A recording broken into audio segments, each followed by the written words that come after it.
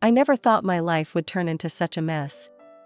My name's Carrie, and this is the story of how I went from being a happy newlywed to fighting for my career and my life.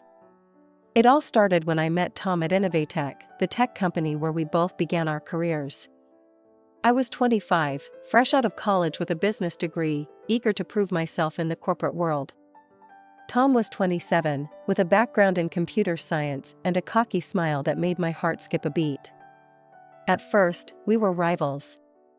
We'd both joined the marketing department as junior analysts, and we were constantly trying to outdo each other. I'd stay late to finish a project, only to find Tom had beat me to it.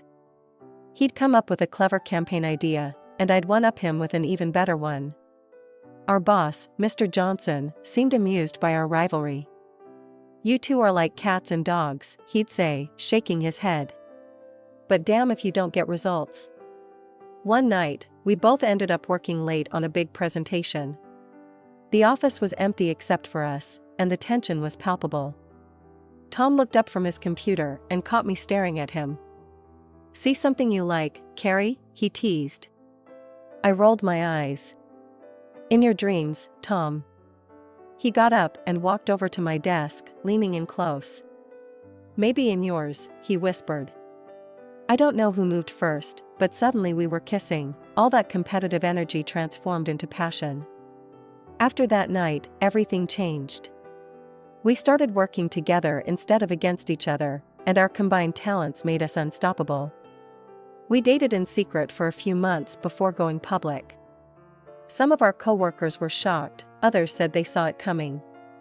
Mr. Johnson just laughed and said, "Well, I guess that's one way to resolve workplace tension." Tom proposed a year later, on the rooftop of our office building where we'd shared that first kiss. We got married in a small ceremony, surrounded by friends and family. I thought I had it all: a loving husband, a promising career, and a bright future ahead. Then I got pregnant. Don't get me wrong, I was thrilled about having a baby. But as my due date approached, I started to worry about what it would mean for my career. Tom assured me everything would be fine. "You'll be back at work before you know it," he said. "And I'll be right there with you, climbing the corporate ladder." Our daughter, Emily, was born on a rainy Tuesday in April. She was perfect, 10 tiny fingers, 10 tiny toes, and a set of lungs that could wake the dead. I fell in love with her instantly, but as the weeks of my maternity leave ticked by, I found myself getting restless. I missed work. I missed adult conversation. I missed feeling like I was accomplishing something beyond keeping a tiny human alive, which, don't get me wrong, is a monumental task in itself. That's when I started helping Tom with his work.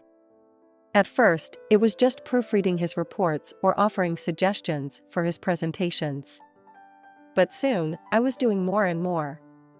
I'd spend Emily's nap times brainstorming ideas and creating PowerPoint slides. Tom was grateful, at least at first.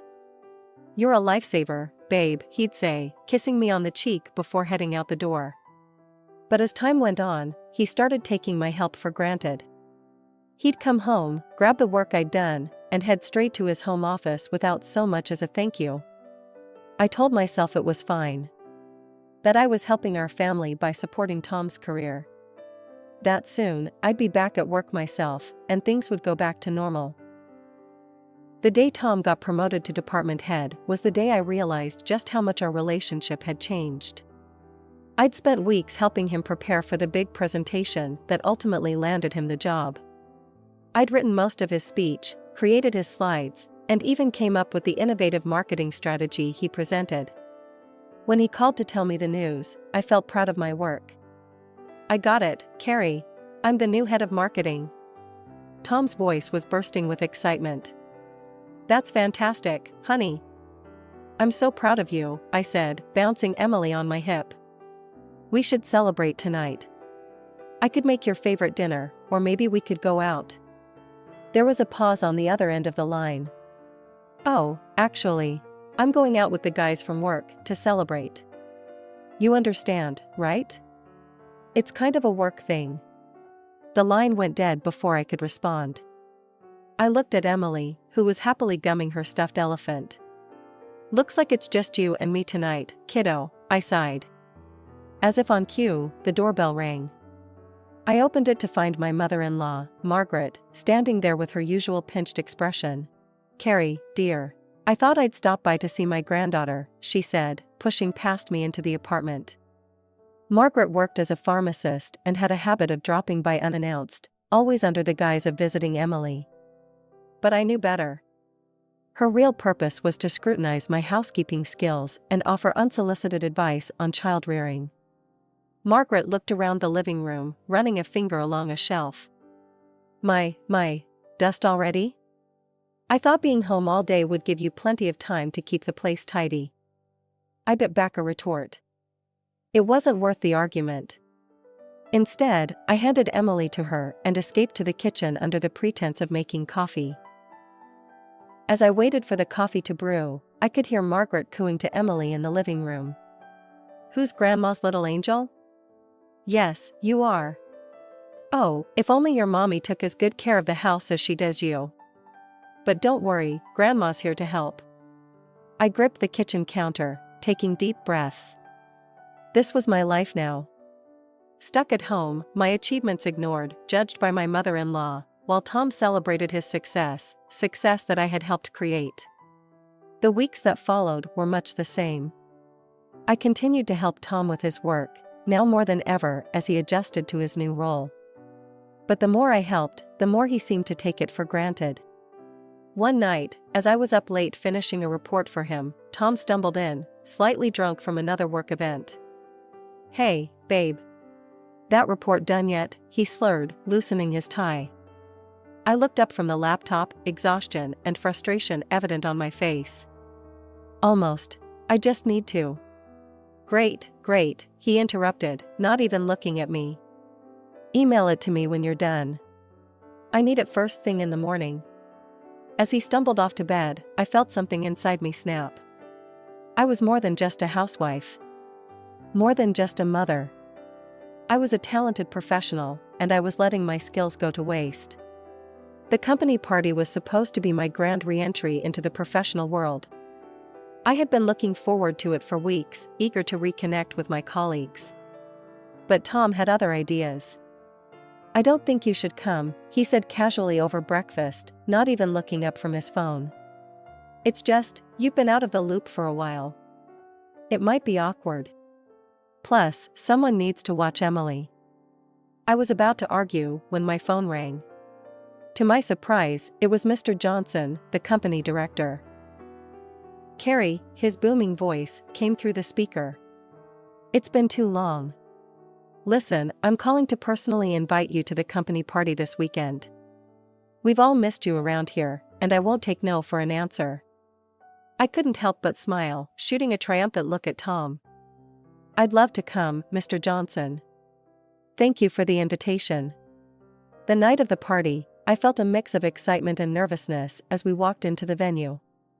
I had spent hours getting ready, choosing a sleek black dress that made me feel confident and professional. As soon as we entered, I was swarmed by my old colleagues. "Carrie!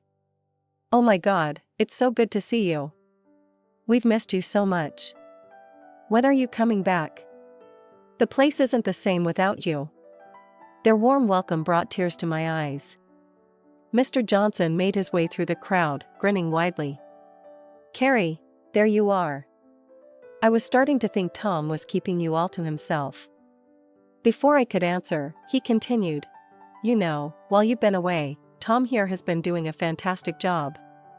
His ideas have helped us break into new markets. We're lucky to have him."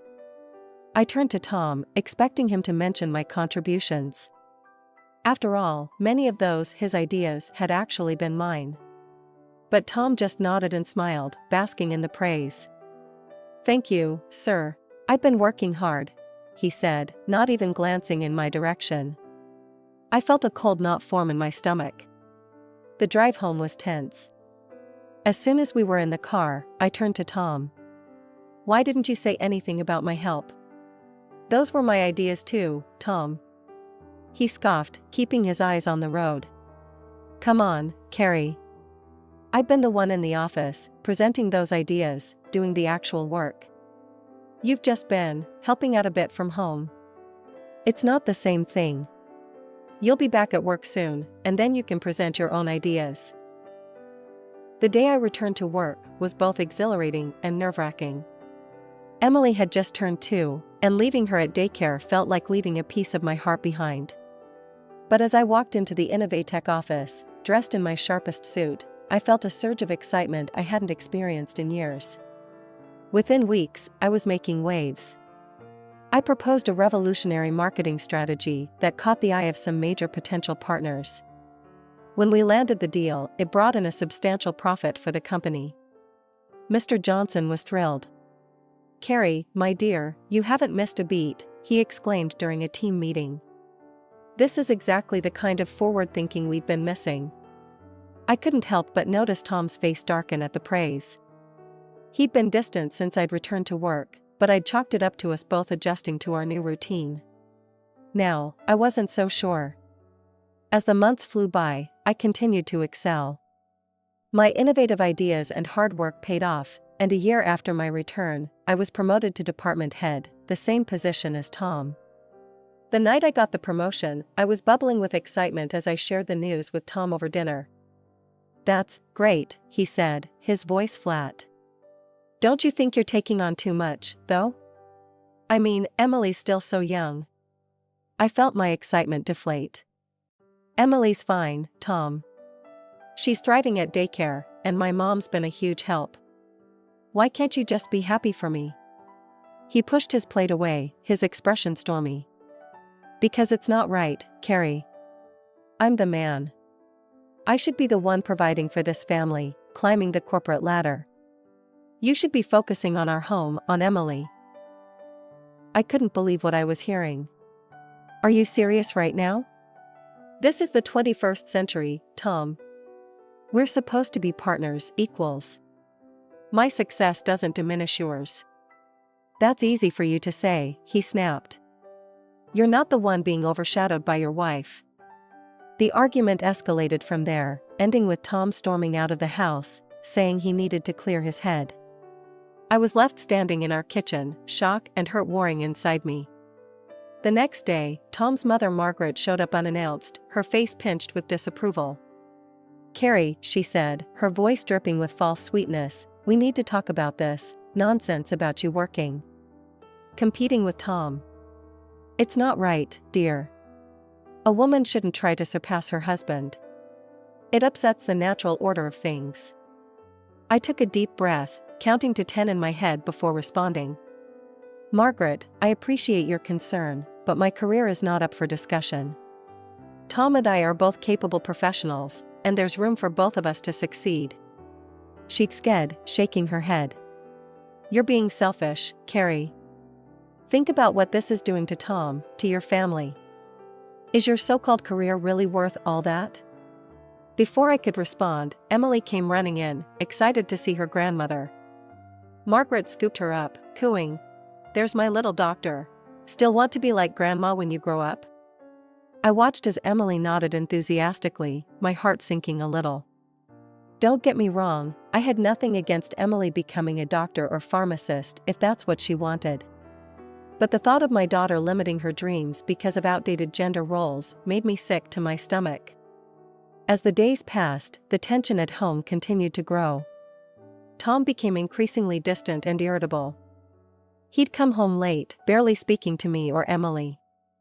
When he did talk, it was often to make snide comments about my work or to suggest that I was neglecting our family. Then came the day that changed everything. Mr. Johnson called Tom and me into his office, his face serious. "I'll cut to the chase," he said, looking between us. "There's going to be a shakeup in upper management. A position is opening up, and I'm considering both of you for it." As we left Mr. Johnson's office, Tom grabbed my arm, his grip tight enough to hurt. "You need to turn it down," he hissed. "I need this promotion, Carrie. Don't you dare take this from me." As I watched him storm off, I felt a chill run down my spine. This wasn't the man I'd married. Something had changed, and I was starting to fear just how far he might go to get what he wanted. The days following Mr. Johnson's announcement were tense, to say the least. At work, Tom and I maintained a facade of professionalism, but at home, the atmosphere was toxic. Every conversation seemed to end in an argument, with Tom growing increasingly bitter and hostile. It was during this time that I started to notice changes in myself. At first, it was small things, forgetting where I'd put my keys, missing a deadline I'd carefully noted in my calendar. I chalked it up to stress and lack of sleep. After all, balancing a high-pressure job with family life wasn't easy. But as the days went on, things got worse. I found myself struggling to concentrate during meetings, my mind foggy and unfocused. I made careless mistakes, forgot important details, and struggled to keep up with conversations. One particularly bad day, I was in the middle of a presentation when my mind went completely blank. I stood there, staring at my colleagues, unable to remember what I was supposed to say next. The room fell silent, all eyes on me. I could see the concern on their faces, mixed with something else, doubt. After what felt like an eternity, Mr. Johnson gently suggested we take a break. As everyone filed out of the room, he pulled me aside. "Carrie," he said, his voice laced with concern, "is everything all right? You seem off lately." I felt tears pricking at my eyes. I don't know what's wrong with me, Mr. Johnson. I can't seem to focus, I'm forgetting things. I don't understand what's happening." He patted my shoulder sympathetically. "Maybe you're pushing yourself too hard. Why don't you take a few days off? Rest, recharge, and come back when you're feeling more like yourself." I nodded, grateful for his understanding, but also deeply frustrated with myself. As I packed up my things to head home, I caught sight of Tom watching me from across the office. For a split second, I thought I saw a smile playing at the corners of his mouth, but when I looked again, his face was impassive. At home, things weren't any better. I was constantly tired, my head pounding with a persistent ache. Even simple tasks, like making dinner or helping Emily with her preschool activities, became monumental challenges. One evening, as I was struggling to focus on a bedtime story for Emily, she looked up at me with her big, innocent eyes. "Mommy, are you sick?" she asked, her little face scrunched up with worry. Before I could respond, she jumped off the bed and ran to her toy box, returning with a plastic doctor's kit. She opened it and pulled out a little white pill, holding it out to me proudly. "Here, Mommy. This will make you feel better. Daddy gave me these special vitamins to help you." I froze, my blood running cold. "Daddy gave you, what?" Emily nodded enthusiastically. "He said you were tired and needed special vitamins. I've been putting them in your coffee every morning to help you feel better." "Did they work?" My mind was reeling. I managed to smile at Emily, telling her she was a very good helper, but inside I was in turmoil. What had Tom given our daughter? What had I been unknowingly ingesting for, how long? After putting Emily to bed, I went straight to her doctor kit and examined the vitamins. They didn't look like any vitamin I'd ever seen. With shaking hands, I collected a few of the pills and put them in a small plastic bag. The next day, I went to a private clinic. I had my blood tested and showed the doctor the pills I'd found. A few days later, I received a call that would change everything. The doctor's voice was grave as he delivered the news. "Mrs. Thompson, we found traces of a powerful psychoactive drug in your system. It's not commonly prescribed due to its severe side effects, which include cognitive impairment, memory loss, and difficulty concentrating. In large doses or with prolonged use, it can cause serious, potentially permanent damage." The revelation that Tom had been drugging me left me not just shocked, but terrified. It wasn't just my health he had been gambling with, it was my life, and potentially Emily's too. All those mornings I'd driven her to preschool, my mind foggy and reflexes dulled, we could have been in a serious accident. The thought made me sick to my stomach. Despite the overwhelming urge to confront Tom immediately, I decided to bide my time. I needed to plan this carefully, to make sure there was no way for Tom to wiggle out of this. So, I kept quiet about the blood tests and their alarming results, all while meticulously gathering evidence. I set up hidden cameras around the house, capturing footage of Tom slipping pills into my coffee. I also recorded conversations with Emily, gently coaxing her to tell me about the special vitamins Daddy had given her for me. A few days later, feeling more clear-headed than I had in weeks, I returned to work. As luck would have it, Mr. Johnson was holding a meeting that very day to discuss the new management position Tom and I had both applied for. The tension in the room was palpable as we all took our seats. Tom, looking confident and self-assured, spoke first. "Mr. Johnson, members of the board," he began, his voice smooth and practiced. "I believe I'm the clear choice for this position. My track record speaks for itself, and..." He paused, throwing a look of false concern in my direction. "Given Carrie's recent health issues, I think we can all agree that I'm better suited to handle the pressures of this role." I saw a few board members nodding in agreement, while others looked uncertain. Mr. Johnson turned to me, his brow furrowed with concern. "Carrie, do you have anything to add?" This was my moment. I stood up, my heart pounding, but my resolve firm. "Actually, I do. I'd like to address my supposed health issues." I walked to the front of the room and connected my laptop to the projector. "What I'm about to show you may come as a shock, but I assure you, it's all true." First, I displayed my blood test results on the screen, explaining the powerful drug that had been found in my system. Then, I played the audio recording of Emily innocently explaining how her daddy had given her special vitamins to put in my coffee. The room was dead silent, all eyes wide with disbelief. But I wasn't done. Finally, I played the video of Tom himself slipping pills into my morning coffee. The reaction was immediate. Gasps of shock and disgust filled the room. Mr. Johnson's face had turned pale, his eyes darting between me and Tom in disbelief. Tom, his face drained of color, stood up shakily. I really wanted this position," he stammered. "Mom got me the pills. Said they'd just make Carrie a little fuzzy, help me get ahead. I didn't mean to." His pathetic attempt at justification was met with looks of utter revulsion from everyone in the room. Mr. Johnson's voice was ice cold as he spoke. "Tom Thompson, you're fired, effective immediately." He pressed a button on the intercom.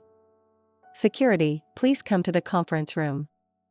As two burly security guards entered the room, Mr. Johnson turned to me, his expression softening. "Carrie, I cannot begin to express how sorry I am for what you've endured. Your strength and resilience in the face of this betrayal, is nothing short of remarkable." He paused, then continued. "The position is yours, if you want it. You've more than proven your capabilities, not just as a professional, but as a person of integrity." I looked at Mr. Johnson and the board members, my voice steady as I spoke. "Thank you. I would be honored to accept the position." The aftermath of the revelations at the board meeting unfolded like a whirlwind. Before I could even catch my breath, the police were involved, and Tom and his mother, Margaret, were taken into custody. The charges? Attempted poisoning. The very thought made my skin crawl. I filed for divorce immediately. After what Tom had done, there was no chance of reconciliation. The proceedings were expedited given the circumstances, and I was granted full custody of Emily. Tom's rights to visitation would be decided after his trial. At work, I settled into my new position as department head. The support from my colleagues was overwhelming. They rallied around me, offering help with my increased workload and understanding when I needed time off for legal meetings or to care for Emily. One afternoon, as I was leaving the office, I received a call from an unknown number. It was Margaret, calling from jail. "Carrie, please," her voice quavered. "You have to help me. I'm an old woman, I can't survive in here. It was all Tom's idea, I swear. I just wanted to help my son. Please, you have to forgive me." I felt a surge of anger. "Forgive you? Margaret, you helped poison me. You endangered not just my health, but Emily's safety too. What if I'd had an accident while driving her to school? Did you ever think of that? But I'm Emily's grandmother, she pleaded. Think of her. She needs me. No, I said firmly. What Emily needs is to be safe from people who would harm her mother. I'm sorry, Margaret, but I can't forgive what you've done. You'll have to face the consequences of your actions. A few days later, I received another call, this time from the police. They had conducted an audit of the pharmacy where Margaret worked, following up on how she had obtained the drugs used to poison me. What they found was shocking. Mrs. Thompson, the detective said, we've uncovered numerous violations at your mother-in-law's pharmacy. There's evidence of illegal sales of prohibited drugs going back years. It seems your case has helped us crack open a much larger criminal operation. As the days passed and more details emerged, I couldn't help but marvel at the irony. Tom's desperate attempt to secure a promotion had not only cost him his job and his family, but it had also exposed his mother's long-standing criminal activities. Their greed and disregard for others had brought their whole world crashing down around them. The trials were set for the coming months. I knew I would have to testify, to relive the betrayal and fear I had experienced. But I was ready. I was no longer the woman they had tried to diminish and control. I was stronger now, more determined than ever to see justice done.